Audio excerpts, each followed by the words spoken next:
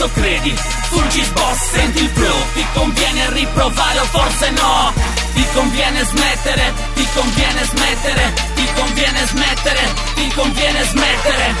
Cosa cazzo credi? Sono ancora in piedi. Di tutte queste stronzate ne ho i coglioni pieni. Sopra la base se rima una strage fra di lì ti caghi.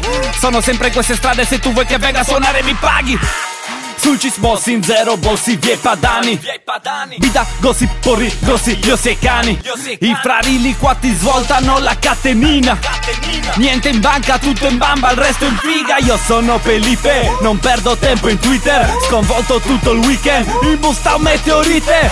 4 fogli blu da 20 stretti nelle mani. Non li avrò più domani, devo rialzare mani.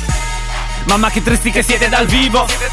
Lilo io insieme a Pia che ridiamo nel mentre fumando guardiamo il tuo video. E per il resto tutto bene dai. Però le mie tasche piene mai. Le tasche piene mai.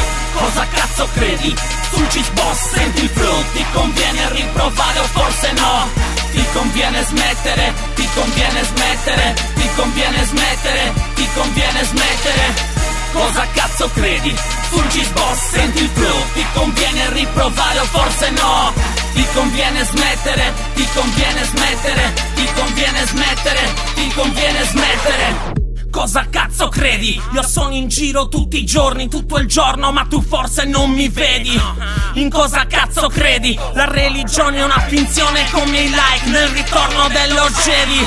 Io ti conosco il chirichetto che va in chiesa con gli amici a fine messa. Il prete vi fa una sorpresa, puoi non dirmi che sono cattivo, ti perdono ma il tuo nome resta ben inciso sulla carne come lebbra. Restami lontano, paranoie troppo assurde, guido contro mano, nella mano 10 G di pakistano. Turbe nella testa, navigo nella tempesta. Caso strano, tu mi sfidi stronze poi abbassi la cresta. Cosa credi? Da 10 anni io mi gioco tutto, perso amici e troppi soldi zio. Se vuoi faccio un riassunto, bastano 2 lettere. Questo è un virus da trasmettere. Felipe Zio PH, frate, ti conviene smettere.